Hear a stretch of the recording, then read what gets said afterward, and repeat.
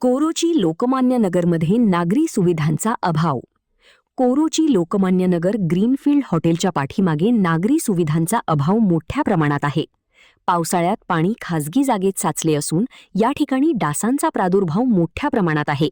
याकडे ग्रामपंचायत जाणीवपूर्वक दुर्लक्ष करत असल्याचे दिसून येत आहे. कोरोची लोकमान्य नगर ग्रीनफील्ड हॉटेलच्या पाठीमागे 30 ते 40 घरे असून या ठिकाणी नागरी सुविधांचा अभाव मोठ्या प्रमाणात आहे. रस्ते, गटर्स नसल्यामुळे सांडपाण्याचा निचरा व्यवस्थित होत नाही. संपूर्ण लोकमान्य नगरमधील 20 गल्लीचे सांडपाणी देसाई यांच्या घरासमोर खासगी जागेमध्ये मोठ्या प्रमाणात साचले आहे.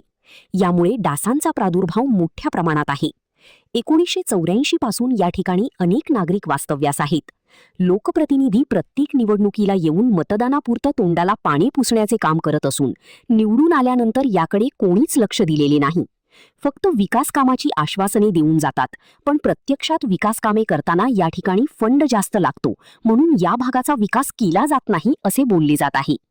तसेच 2009ला रस्त्यावर खडीकरण केले आहे. त्याच्या व्यतिरिक्त कोणतीच विकास कामे झाली नाहीत. याविषयी ग्रामपंचायतीकडेही वारंवार तक्रार करून देखील याकडे कोणीच लक्ष दिलेले नाही. जाणीवपूर्वक दुर्लक्ष करत असल्याचे ग्रामस्थातून बोलले जात आहे. याकडे संबंधित लोकप्रतिनिधींनी लक्ष घालून या परिसरात रस्ते, गटर्स व विकास कामे करावीत अशी मागणी ग्रामस्थातून होत आहे. महान कार्य न्यूजसाठी अमित काकडे, कोरोची. मी किसनवीर बापूसो देसाई, राणा लोकमान्य नगर, कोरोची.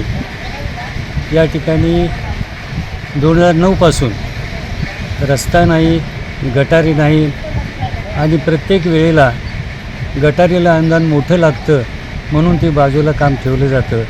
त्याचबरोबर त्या गटारीच्या पाण्यामुळे एवढा मोठा ढोह साचलेला आहे की त्यामध्ये त्या शेजारी तिथं गटारीचं नसल्याकारणानं सापं, किरडं, ढास हे सगळं होत आहेत.